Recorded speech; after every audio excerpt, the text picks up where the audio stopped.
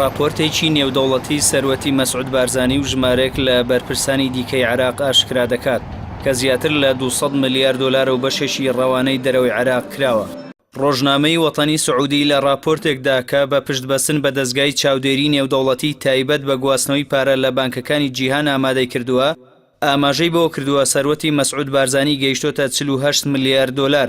راپۆرتەکە باسی لەوەش کردووە بارزانی پارەکانی لە ڕێگەی فرۆشتنی نەوتەوە دەست کەوتووە و بە هاوکاری چەندین کۆمپانیای ئیتالی و سویسری و ئەڵمانی ڕەوانەی دەرەوەی عێراقی کردووە.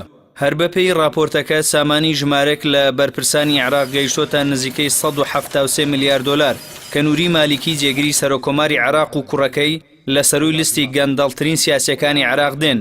بە جۆرێک تەنها مالیشی خاوەنی 50 ملیار دۆلاری نەختینەیە جگە لە چەندین مڵک و ماڵی نەگواستراوە.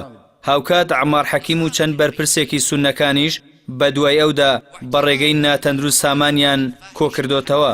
لەبارەی سەروەت و سامانی بەرپرسانی عێراقەوە خەلیل ئیبراهیم شارەزای یابووری بە ڕۆژنامەی وەتانی سعودی ڕاگەیاندووە لە دوای ساڵی 2003ەوە داهاتی عێراق لە دەستچەند حزبێکی خاوەن دەسەڵاتدا بووە و بەرپرسی ئەو حزبانە لە ڕێگەی ئەنجامدانی گرێبەستی خەیاڵیەوە چەندین ملیار دۆلاریان زیوە.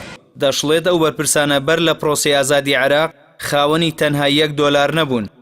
راپۆرتەکەی دەستگای چاودێری نێودەوڵەتی ئاماژەی بەوەش کردووە گەندەڵی و زینی سەروەت و سامانی عێراقیەکان لەلایەن بەرپرسانی سیاسیەوە ئەو وڵاتەی تووشی چەندین کێشە و قەیرانی گەورە کردووە، لەوانە دابەزینی ئاستی گوزەران و هەژارخستنی هاوڵاتیانی عێراق، پەکەوتنی پرۆسەی ئاوەدانکردنەوەی عێراق و بەرەو دواگەڕانەوەی پرۆژە خزمەتگوزاریەکان.